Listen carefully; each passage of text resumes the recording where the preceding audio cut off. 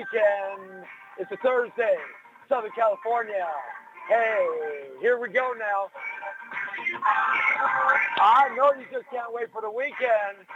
Oh, yeah, baby. Uh-huh. Oh, tell me now. I just can't wait. Oh, I love that beach weather. Here it comes. Oh! I like that. One of my favorite songs of all time.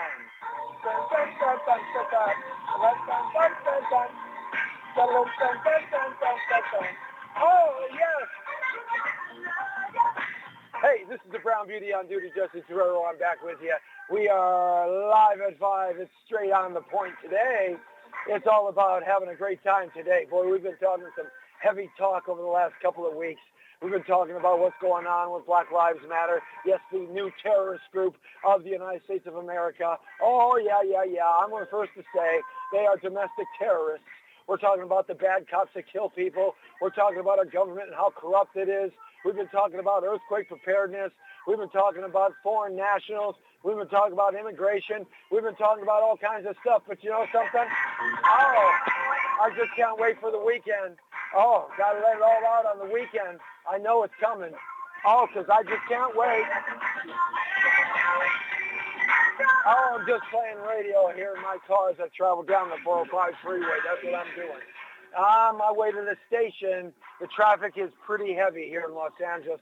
I'm just a couple of blocks away, so we thought we'd just have some fun and get on into our play day here on Thursday. You and me together, that's the way it should always be.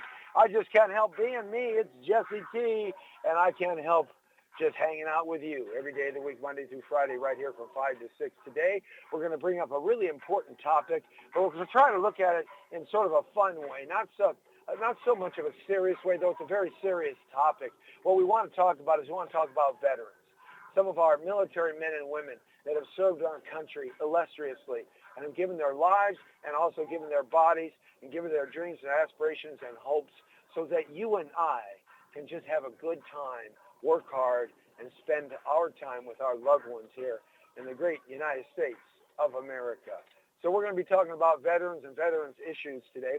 A little bit later on tonight on AVTV Live and the Digital Broadcasting Network of www.facebook.com/Jesse Torero. We are going to be broadcasting live in our TV digital format across many social networks right here coming out of Southern California over on Pico Boulevard in Los Angeles, a concert by a band called JC All-Stars.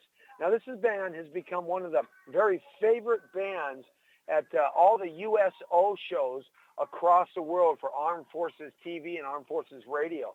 Sort of like they've replaced the Bob Hope element. You know, Bob Hope was a supreme being. He was the king of USO shows. He brought all the movie stars out to the troops right there in the theater of war, and he just did a great job for many, many decades with his crazy sense of humor, and all the great starlets and all the terrific musicians and comedians would come out and entertain our troops right there in their military bases.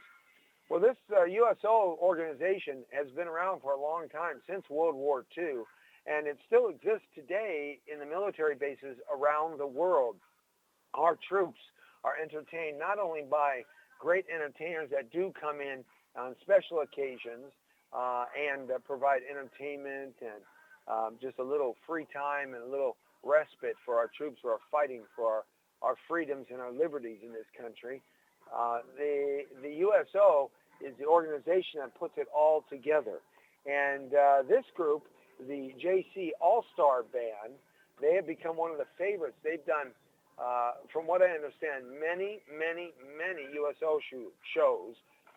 And one of the reasons why is because a lot of the members in the group are actually veterans.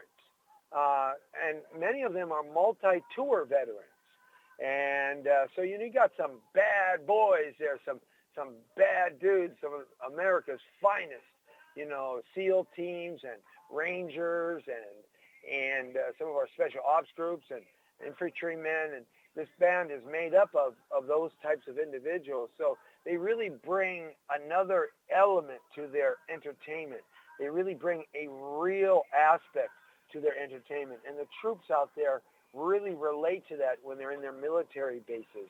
So I think that's really special. And that's really cool that these men, they served in the theater for our country, and they decided that they wanted to do something to kind of give back to the troops that are out there and helping them to enjoy a little bit of their hometown life. So it's JC and the All-Star Band. We're going to be interviewing them, in just a few minutes here on www.thepowerofvoices.com as we talk about veterans today and veterans issues, and we try to realize and understand what our veterans need. And I can't wait to talk to JC and Matthew and the All-Star Band, because they're all veterans and they really understand and know these issues, because they are themselves ones that have experienced these issues in their lives as they've come back home from the theater of war. So we're really going to have the opportunity to talk to first count stories, first experienced people that can really talk to the issues of what veterans need today, and how we, the citizens of America, can appreciate them and thank them for their absolute 100% dedication and effort to protecting our home land, your family, my family, and our country's values and virtues, our ethics and morality, our ideology, and, of course, our way of life. And so we're looking forward to speaking to them and kind of getting on that firsthand account here as we arrive at the station right now out in the parking lot, and I'm parking the Gray Ghost.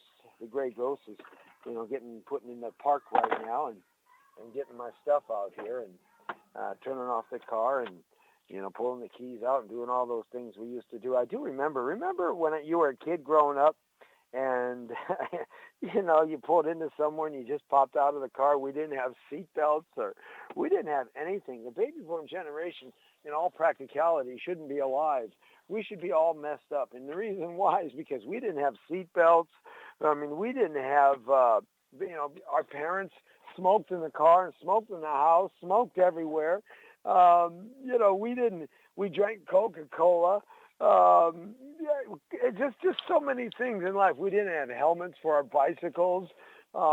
We rode in pickup trucks without any kind of harnessing devices in the back going down the freeway. The oldest guy in the neighborhood who had a pickup truck or used his dad's truck, and we'd all go to the beach in there and pile in the back of the truck. It's just amazing how we even survived, us baby boomers born after World War II. It's just amazing how we survived, because with all the things that we have to do today, seat belts, and we got to watch our salt and too much sugar, and we've got to do this and do that, and I just don't get how we even are still existing here, Lee. I just don't understand. We actually made it through our whole lives here without exploding, and just being destroyed.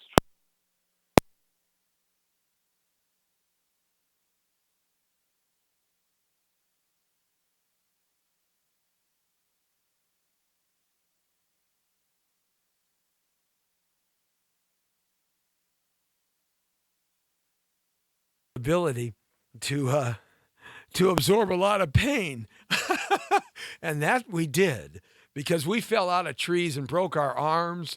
We fell off of walls, scaling the fences. We got cut and bruised, and we got all kinds of things that happened to us baby boomers when we were kids. We got scrapes, and we got in fights with our friends in the neighborhood, and we got drowned in the pool playing Marco Polo, sucking up a bunch of chlorinated water. Everything happened to us baby boomers when we were growing up. And by golly, 80 million plus of us still survived. I just don't know how this next generation is going to survive without the nicks and the bruises and the cuts and the all of that stuff. And no one went crying home to mommy, because if you went crying home to mommy, or you went crying home to daddy. Well, our dads were working. Our dads were always working on something, but moms were always home, but nobody went crying home to mom, because if you did, that was it. You were labeled for the rest of your life in your neighborhood, and so you just sucked it up, man. You just sucked it up, and that's what it was all about for us baby boomers. And you begin to think about how the generations have changed over the decades, and how tough some of these people were 150 years ago. Some of these people were, you look back and you read the history books about some of these folks, and just the grit they had, the rawness they had to just get through their lives. It's an amazing thing when you think about it. I mean, I really believe that a couple of generations ago, these people were the superstars. These people were the heroes. These people were the folks that really could take a bruising and keep on cruising. Can you imagine being a pioneer in maybe 1885, coming across the United States of America by wagon train, walking, wagon train, and you're still dealing with the great Cherokee Nation, because they're pissed off because they got moved from the East Coast. See, that what a lot of people don't realize is the great Cherokee Nation. They were basically in the Carolinas. They were in Georgia. They were near the East Coast. They were a nation of people that learned how to hunt in dense forests and lakes and pure water and rivers, and they were up and moved out to a desert place called Oklahoma and meant to survive.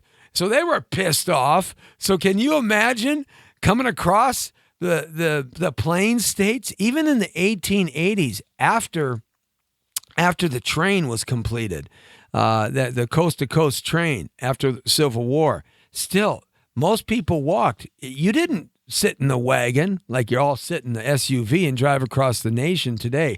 Oh, no. No. The only one that sat in the wagon was maybe the old folks or the lady, and not necessarily the woman. It was usually, unless she was sick, but she might be up there, but the daughters and the kids and the men and the old timers, they all walked alongside the wagon, because you didn't want to wear out your oxen or your horse or your mule.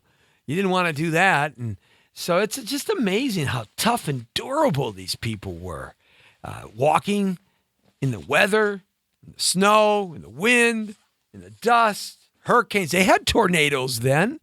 They had tornadoes coming down Tornado Alley from the Dakotas all the way down to the Pacific, to the Gulf Coast. They had these giant hurricanes that blew in. Nothing has changed. It's just that we know of it all.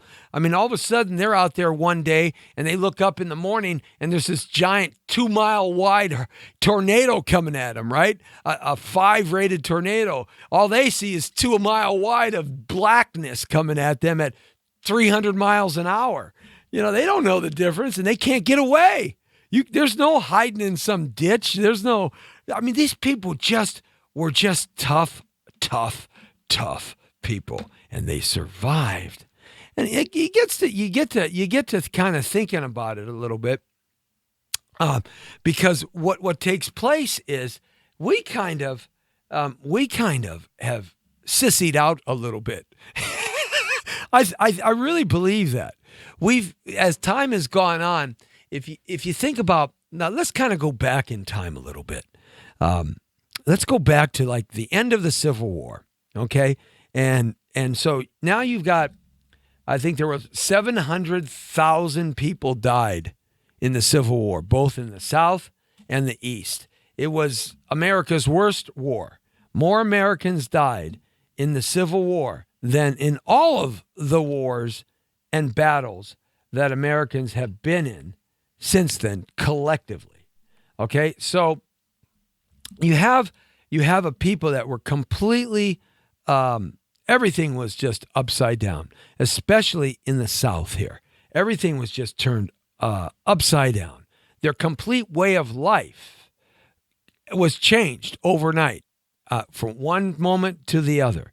The way in which they did their commerce, the way in which their attitudes, how they were governed, especially right after the Civil War, because the robber barons moved into the South to get up all the plantations and get up all the mills and take over the cities and start these little governments and chieftains all over the South. And so the Americans we were broke. You talk about being broke. The North was completely broke. In fact, there's a story. You might want to make that call to the JC Band, All-Star Band. There's a story that Lincoln was actually contemplating, his general staff was actually contemplating going south down into Mexico and taking over all the country of Mexico. And he didn't, is because the North was completely broke.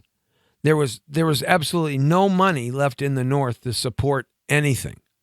And so what happened was his generals and said, well, we got to go down there. We can go down there. We can go down there.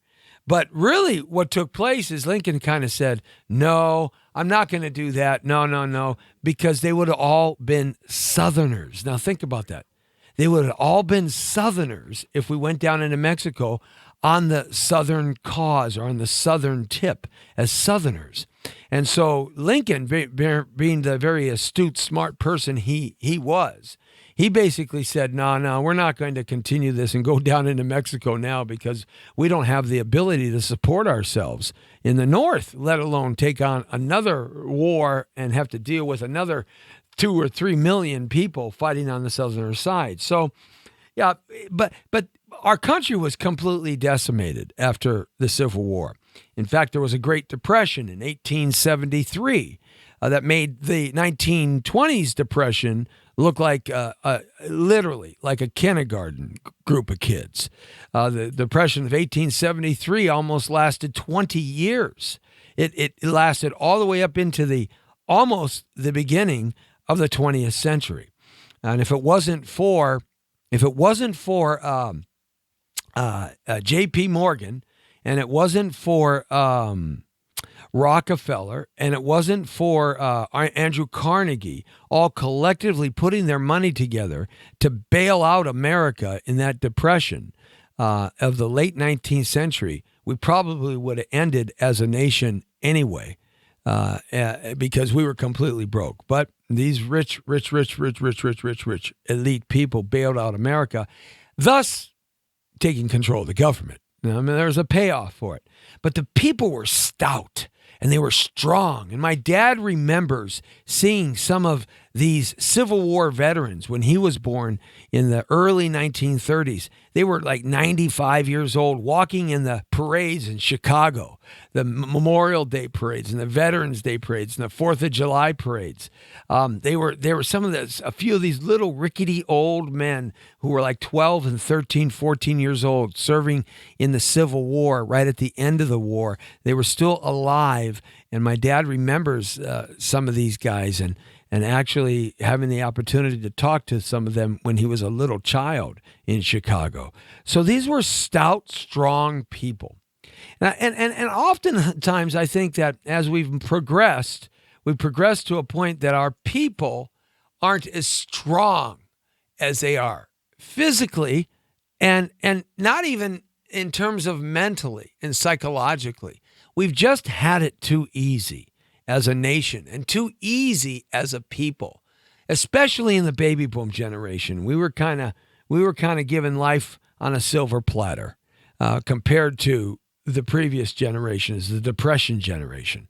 So we've really collectively kind of softened up quite a bit in that respect. And when you talk about the veterans of the past and the veterans today and the veterans that are going to be in the future, those fellas and those women who serve in combat, who serve in the military, these people are a different kind of people.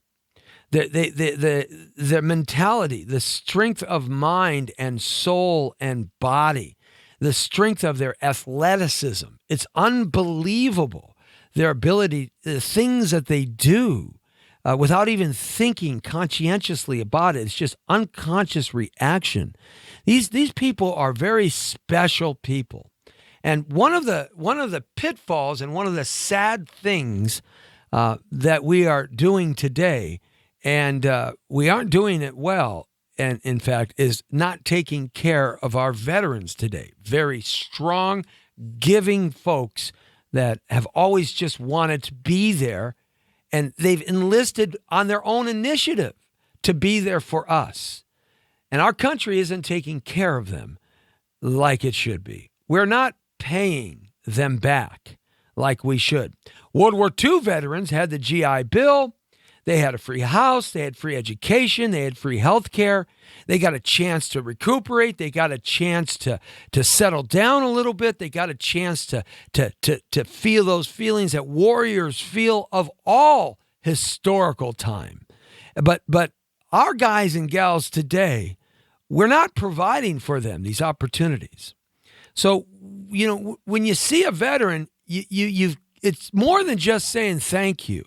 We have to do something about it.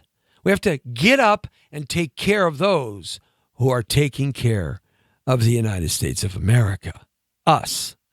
And so I'm proud to bring on here a group. This is a band. There's some fellas, and they've become very popular on the USO scene, like I talked about earlier. Sort of like Bob Hope, if you can remember Bob Hope and the shows at military bases. This group of men have become very popular and at the USO bases. One of the reasons is because many of the participants in the group are actual veterans themselves. So they have a kinship to the military men and women who are serving in the theater right now. They have an understanding, and their music has a different passion. Their message has a passion, and it's a giving back to help those that are there. Not only the entertainment value, but also the psychological, spiritual, physical value.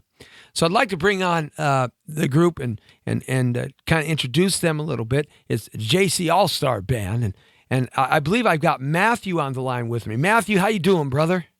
Good. How you doing there? You got me and my two lead military advisory board members, Andrew Kelly and the motivator, Stephen Jackal.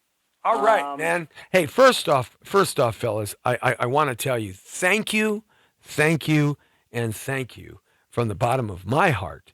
I come from a military family, and my father served and my grandfather served. I did not, but I wanted to thank you very much. I'm buzzing a lot here. Lee, I'm buzzing a lot. Is that just me here? Okay. Okay. You're not hearing it? Okay. I just was buzzing a lot. I wanted to thank you, fellas, for your service to our country and protecting us from the tyranny that's out there in the world. My goodness, what would we do without gentlemen like you? Thank you very much. Yeah, I appreciate that. Thank you. Now, you guys... I love what you're doing. You're participating at the USO shows with your band, right? No, that's actually not correct. We perform with AFE, the Armed Force Entertainment. Okay. And the Armed Force Entertainment is kind of similar to the USO, where the USO is actually the largest charity. The AFE is actually from the Pentagon, basically. So the Armed Force Entertainment sends over like WWE wrestlers, UFC, the Dallas Cowboys cheerleaders, major comedians, national bands, and it's paid for by the MWR, the Moral Welfare Recreation. So that's how that works. Well, that's great. So you actually get a chance, though, to actually get on the military base and provide entertainment and Absolutely. A great time for our troops. Right. And one thing that we miss is that though we are a band called the JC All-Stars is underneath the platform, which is our military nonprofit called the Operation Rock the Troops. Yeah. So Operation Rock the Troops does more than just perform for our troops. We also give free music lessons to veterans and their kids. And once a year, we give out a music grant to a veteran that uses music to enhance their community. Oh, that's great. So there's actually an after effect, something that goes on beyond just the performance and is lasting in that person. That's wonderful. Yeah, So this is what's awesome. So tonight, This is really Stephen cool. Shackle. Okay, yeah. So you have the pleasure of speaking with Matthew. yeah, Matthew. Now you're talking to Stephen Jackal. Absolutely. Hi, Stephen. They're all laughing at me. Apparently, I did something. That's okay. You guys have been on tour for quite a while, haven't you? Right. We just got back from Diego Garcia in the British Indian Ocean Territory. And what a lot of people don't realize, and I come out of the record business and the radio business, what a lot of folks don't realize, when you're on tour and you're jumping on planes and you're going from place to place to place, you completely lose your sense of timing, reality, where you're at sometimes, and even what you're doing, because you get in a completely different world. So, I totally understand. Well, I was trying to tell him about the so what Stephen was trying to say was that we just came back from Diego Garcia, which is in the middle of the Indian Ocean, where that is one of the biggest bases that we have that watches near 40% of the world. And that place is, well, it's kind of breathtaking to say the least. But Stephen, tell them who we had a chance to perform for. So crazy thing enough is, like I said, it's British Indian Ocean Territory. So we're at Diego Garcia for the 4th of July. We're going to be playing a show for these sailors and service members alike. It was really cool to be celebrating it with the British. Wow. It's the first time that's the first time that's ever happened to me, celebrating the 4th of July with the British. Wow, that's interesting. Very memorable too. Well, like Matthew was saying about the teaching music. I approached him over a year ago, talking to him about, just wanting to see what it would be like to get up on stage and, put some words through a microphone and see what happened. So Diego Garcia was the first time I had gotten up on stage, and it was pretty cool to be up there in front of fellow service members and to watch them rock out. Just goes to show you how moving stories and music can be. How they can take an extraordinary situation, even though there may have been a lot of suffering involved, to be able to come out of that suffering and have a platform where music can, not only speak to your heart, but to the hearts of others. It kind of gets everybody on the same page. It's just, we need to help each other and enjoy each other's time and celebrate. Well, music is an important facet to the human cause, because our bodies actually are music themselves, electronically inside. We make music. Our bodies are musical instruments. So you can touch people musically with what you want to do in terms of a message like no other way. Absolutely. So now, when you guys were up there performing with the English, I'm assuming these were English military people as well. It was the British Royal military. Right. Okay. So when you were performing up there, are these are active duty people, correct? Yeah. Yes. Yeah. So they're on base and they have a chance to really enjoy themselves and participate in a show. It gives them some sense of being home, I would imagine. Yeah, kind of. I mean, because they're stuck in the middle of nowhere. There's 8 hours of water on all sides. So their entertainment is scarce. It's definitely the best case scenario for them. Yeah. Yeah. To have enjoyed a 4th of July show like that. Well, I mean, it was both sides were awesome. Right. And that's why I got involved. Is because it's, getting pulled out of combat, especially with me. I'm a, double below the knee amputee. Getting blown up, it really changed my life. I had to change the way I did things, the way, I thought I would enjoy life, I thought would change. And come to find out, it's that adapting and overcoming my situation and learn how to do things differently so that I can still enjoy them. And it's definitely been a platform for me to get up off the couch and get engaged and actually, see what I'm capable of still doing, and having a mission again. Having a mission again. Yeah, absolutely. Having a mission again, which is the mission that we're doing right now. Right. So yeah.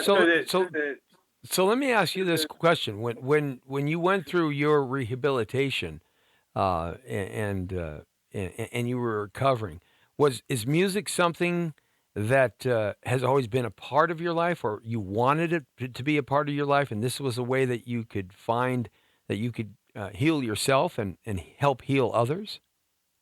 Most definitely. My first album was a Ronnie James Dio album from my dad when I was like 13. So definitely growing up listening to music, it, it's something you can put out. So Now, are most of your guys' songs are they songs that are related to your experiences, or are they just cover tunes, or a mixture of both? Uh, you talk about that a little bit.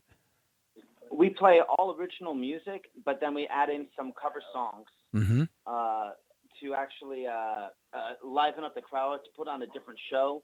Our music is available. It's free. Our goal has always been to hand out 100,000 copies of CDs to our troops for free. And what was I going to say? It's an honor actually just to hand out these CDs to our troops when we go out there. But what we're handing them is all original music. But the show will provide some cover songs too. Now, how long have you guys been together? We've been together for 12 years now. 11 years we've been doing this. We've So- done 7 world tours, 14 countries, over 40 military bases, and over 1,000 shows. And is everybody that in the group, are you all veterans? Are you all? negative. No one in the band is a veteran other than our special guest, beloved guest, which is Stephen Jackal here. He's the one that started singing with us now. Mhm. But like I told you before, I wouldn't think of us just as a band. We are a military nonprofit charity that has a music act called the JC All-Stars. So it's more well-defined as Operation Rock the Troops than JC All-Stars. Yeah. So for everybody that's listening, I mean, I know you guys got your phones and stuff too, if they're available. If you go to www.lightituptolive, or light up to live. There you go, as you were. www.lightuptolive.com. You'll see what we've worked on in music video. This tour we're actually on right now, we're playing at the Mint tonight. We're all the money that we get donated while on tour is going to go directly to a nonprofit that's going to help with traumatic brain injury and the treatment thereof for service members. And the organization is Task Force Dagger. So we linked up with them, and we're going to rock everybody out. And the money that we make, we're giving it to help veterans, enjoy a better life, better quality of life, the medical expenses. Absolutely. And our veterans need the help because the Veterans Administration and our government agencies are not doing enough. And in fact, if you follow the story of the Veterans Administration director, she's in a whole bunch of trouble. I think she had to resign To say her the least. position That's not just surprising. recently. I mean, But the To point say is, the least. Yeah. the point is, they need to we send supporters of Hillary. They should be fine. we haven't been taking care of our veterans nearly as well as we should. And so anything that a group like you and others that are out there participating in helping our veterans to ease their life and allow them to make that transition and help them in any way that they may need is certainly a positive point. Was this something that you guys just kind of fell into 11 years ago, 11, 12 years ago, or was it something that you all have a very deep-rooted passion, either family or something happened? Matt's been to college. We all kind of met him at different. Yeah, we met him at different times. Right. But to go back and look at like the history of the media that he's done, as a service member, especially being a combat wounded veteran, you look at civilian organizations that are military nonprofit, and you're like, hey, how these people, do they take advantage of veterans? Do they use veterans to make money? Like, what's the spill on You it? got to do your research. So, Right. Doing your due diligence of like being around those individuals, seeing how they operate, validating them. you have to get to know them. It's hard to support anything other than veterans getting into the civilian world, and that, to me, it's like it was tough because you just want to stay on the couch because no one knows how to stay in their lane. Like, everybody's all doing different things, and it's like you're used to doing your specific job or 2 jobs higher, and it just is how it works. So it becomes difficult going out in public and dealing with society because of things like that. So as Right. time has gone on for your band, it seems that you're getting more and more involved with some of the challenges and the problems that our veterans are having. How is that affecting your lives? Is it changed you guys in terms of where you were when you started this idea and where you are today? Is that affecting you in a different way now? Well, for Matthew, I think it's for him. That's a question. That's a question of his answering, but I can help him out with that. He, he started this because he wanted to do something to make a difference. After 9/11, things. Matt could have gone on to. He's a very talented individual. He could have gone on to directing movies. He could have gone on to doing, writing anything that he wanted to do. This guy could have done. And the reason why we're here now is because of all that due diligence that he put in to rock the troops. Like literally, he wanted to give them something, and that's why he created the album. And that's why we tour. That's why we've gone to 7 different countries to rock them all. That's the goal is to meet and entertain as many troops as we can. Because if me-be is still alive and capable of doing so, they're willing to lay their life down for me, and all I'm just doing is jumping up on stage and doing some stuff for them. I mean, that's too easy. That's really that's very cool. And those videos that you were talking about, those are terrific. I saw 2 of them, and they were just excellently produced and excellently shot, and are really very powerful. Very powerful. We'd like to make sure that we point out that the person that shot them was Aaron Farouz. Aaron Farouz is He's awesome. Our DP. Yeah. That guy is creative. He can take basically any idea that I come up with and visually stimulate it to another level. The guy is great. And that's the guy that's actually filming. Like, if you guys come out to the Mint tonight, you'll know Aaron because he's the only guy in our group that's 6'7". Yes. He gets like he's our Fabio. He ironically gets different perspectives, and I really believe it's because of his height.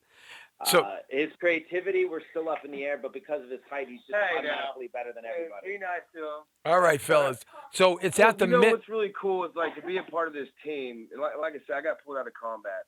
Knowing Matt, knowing what he does for the troops and how long he's done it. That's the crazy thing. Right. He's pushed so hard and he's been on his own. Like he's been doing it by himself. Not without the band, but I'm just saying no one's ever stepped in and said, hey Matt, look, we should do this for you every year. We should do everything that we can to make sure you're as successful as possible, but it takes money to do that. So I mean, for us now to bring Andrew along, because he's another veteran, he has a service dog. We took him up on the tour bus, and he's traveling with us all the way this whole entire trip from LA to DC. For us to be able to continue to do that for other veterans would be amazing.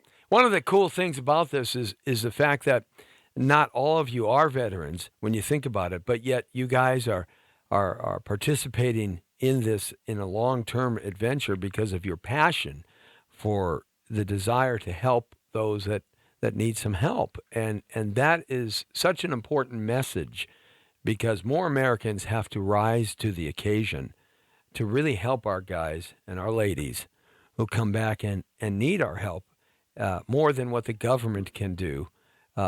So to have people like you doing this and talented folks that could be doing a lot of things, the sacrifices and the aspirations, directing it into this area is very heroic, and I really appreciate you guys doing that. And I thank you very much for bringing this cause.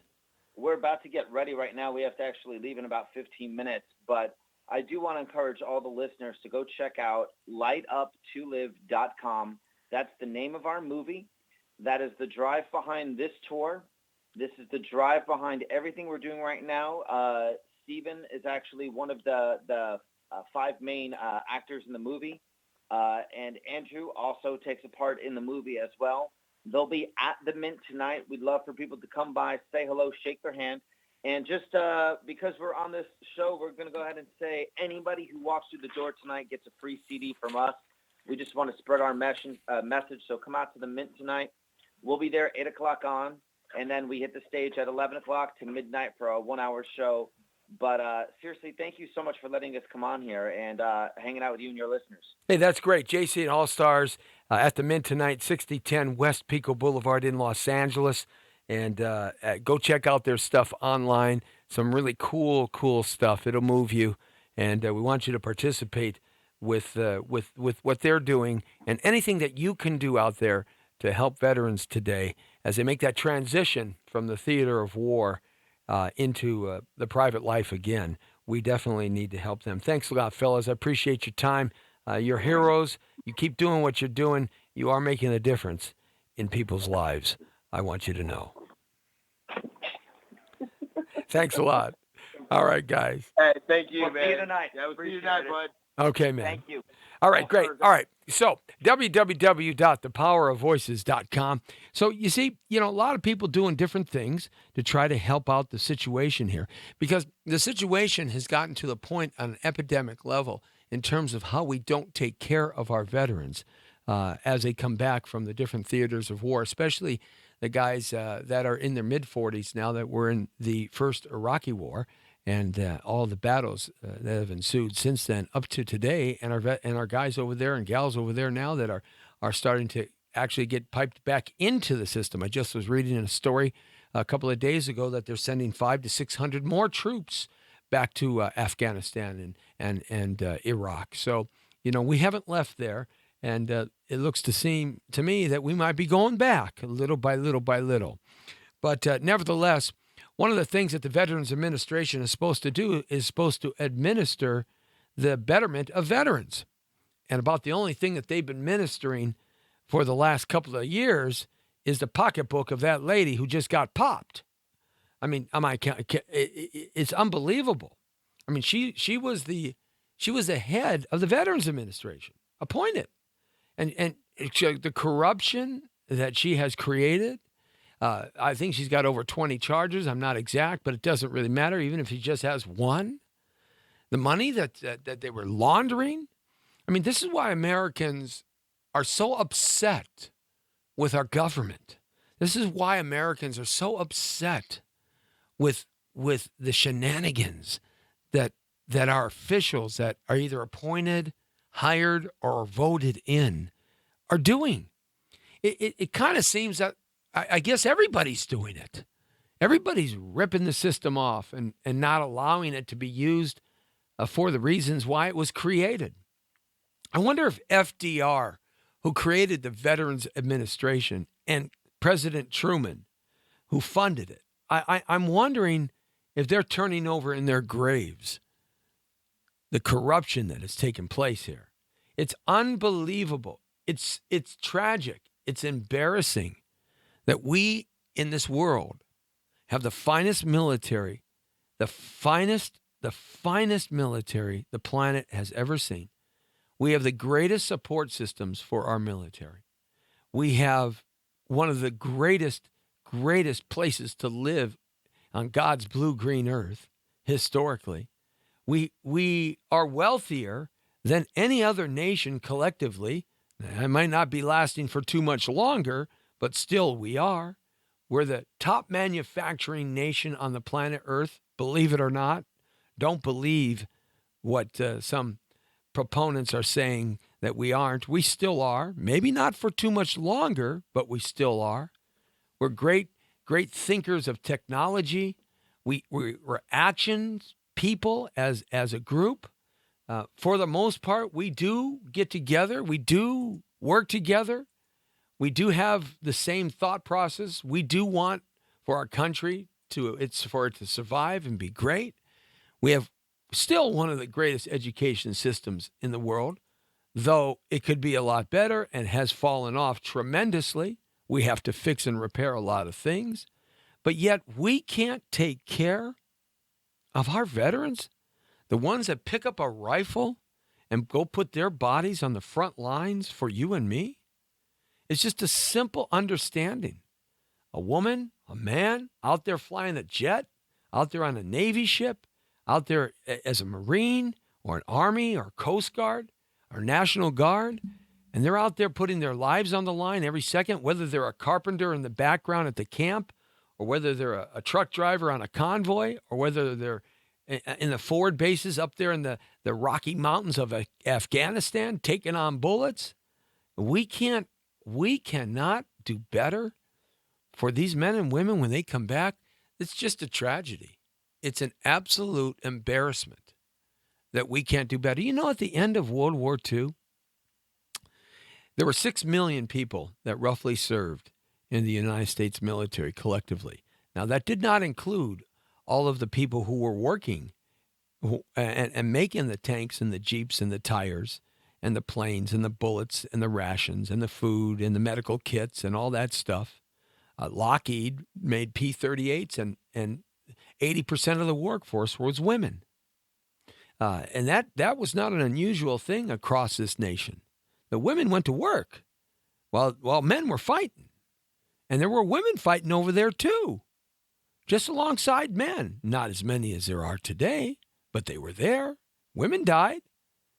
If you've ever gone to the Vietnam Memorial and you've walked down into that Vietnam black onyx rock, I can't do it. I take about 5 steps in there and the emotion overwhelms me. The minute I see some Vietnam vet or some son or some grandchild touching the name of their family member, that's it for me. I get angry and I get hurt at the same time. I just can't do it. I can't do it. It's overwhelming. There's women on that 58,000 list. There's lots of women there, not just men. So the point is, why can't we take care of our veterans like we did in World War II? Why can't we provide for them like we provided for the World War II veterans? When they came back, the GI Bill, Congress and Senate and the president signed the GI Bill. And the GI Bill basically did a few things. It created just about every single neighborhood in the United States of America. It was unbelievable what it did for housing. It gave so many people the opportunity to finally own a house for themselves, to finally be able to support and pay for a house, to not have to have a giant down payment. In fact, if you were a veteran and you were honorably discharged, you could find yourself a house with no money down at a very low payment spread over a 30-year mortgage. It was the first time that really ever happened. And it created just about every neighborhood in the United States of America and allowed so many people of all color to buy houses and to put their families in there. That was one thing the GI Bill did. The other thing, it gave folks the chance to get a free education. You could finish your high school diploma because so many of our veterans in World War II only had a 6th grade education. We were basically an agrarian society prior to World War II. 80% of the population of America lived on the farm, a generational farm, that is, a farm that was passed down from family member to family member. After World War II, we became an industrialized behemoth. And most of those guys and gals didn't want to go back living on the farm. Working on a farm's pretty hard, guys. You know, you're up 24/7. When the sun cracks, you're up. And when the sun goes down, you're still up because you're worried about your farm. That's 7 days a week. There's no vacations to Tahiti when the corn needs picking. There's no vacations to Hawaii when the radishes got to be pulled out of the dirt. It's got to happen. And in those times, there were no giant corporation combines with fancy machinery. One guy could cover 500 acres in a split of a second. No. It was usually the family and 22 kids. Why do you think they had lots of kids? Because they had to have a workforce. So a lot of those people said, the heck with that. That's when the corporations created these giant assembly lines of business and opportunity. And people worked 40 hours. They got their high school education. Many of them went on to college. And they got a free education because they were veterans.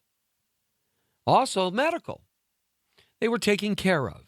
The Veterans Administration was something that was new, something that was created to help veterans and their needs and the special needs that all of them needed. There were men and women, more men than women, that got their legs blown off and their arms blown off. This is nothing new. There were men that had the PTSD. They didn't call it that. They call it shell shock or battle fatigue. They called it something different. But it still, nevertheless, is the same thing. But we took care. We made an effort as a nation to reward, award, and honor these men and women that came back with the very basics.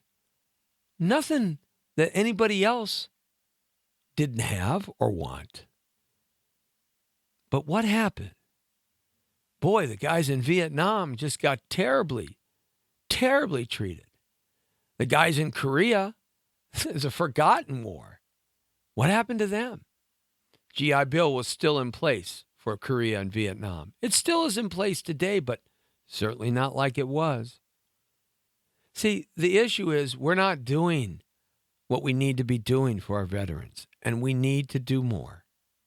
As citizens, we need to get out there and we need to start banging the drums. We need to call our government officials and make them accountable and provide them the opportunity to do the right thing. And if they don't and they're corrupt, we put them in jail for 400 years. And I hope that lady goes to jail for 400 years. How dare she do that? How dare she? No. I'm sorry. Over 20 charges of corrupt. Hey, look it. The FBI has a hard enough time making one charge of corruptness. But when they have 20, over 20? Are you kidding me? So look it. Something was going on there. It's just terrible. It's an awful thing. Shameful. It's shameful that we allowed this to happen. Our veterans need to be treated better. I've joined a group participating more and more with the homeless veteran situation in the San Fernando Valley as we participate with the Coalition Against Human Trafficking that Cindy Sauer and I have been working on for over 20 years, her over 20, myself over 10. And that's the CAUT organization. And we've done a good part in cleaning up one of the worst corridors of human trafficking and pimp trafficking in Los Angeles, known as the Lankershim Corridor. Now we're starting to focus on a corridor that's even more dangerous and volatile and violent. And if you watch one of the 8 TV shows that we did, one of the night shows, the Fabulous Jesse T show, I was out there walking the beat between this human trafficking, prostitution, gangs, violence, graffiti, filth, the whole 9 yards, break-ins, 459s, this little stretch of an area of about 10 blocks, just to kind of get a feel of it at 10 o'clock at night. We're starting to branch out and work with homeless veterans because there are so many people that are homeless. And a large portion of them here in Southern California are veterans that can't find their way.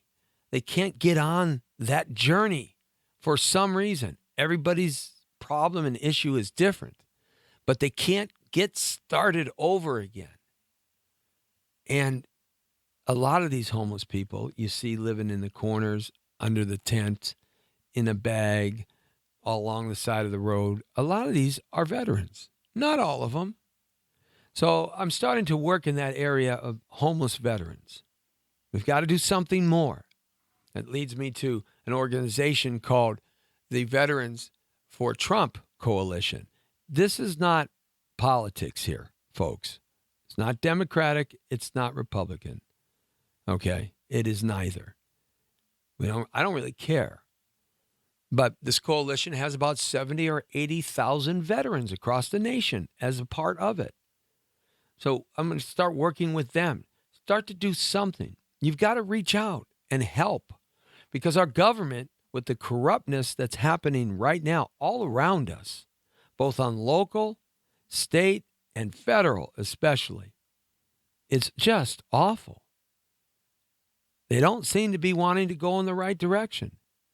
Well, we have to get them to go in the right direction. If it's meant to be, it's up to me. And we have to do something about helping our men and women. They deserve it. They deserve it more than anybody because they were willing to stand up while we sleep in our beds at night. These men and women, are willing to step forward, raise their hand, and say, I'll serve. I want to serve. There's no draft in this country. There's nobody forcing anybody. I'll serve because I want to serve. These people are heroes, just like our policemen and women, and our firemen and women, and our EMT providers. These people are stepping up. They run to the fire. They run to the bullets. They run to the danger while you and I run away. To get away. We need to take care of our people. You and me have to do more. And tonight, we're going to be broadcasting live from the Mint on AVTV Live and the Digital Broadcasting Network at www.facebook.com/Jesse Terrero.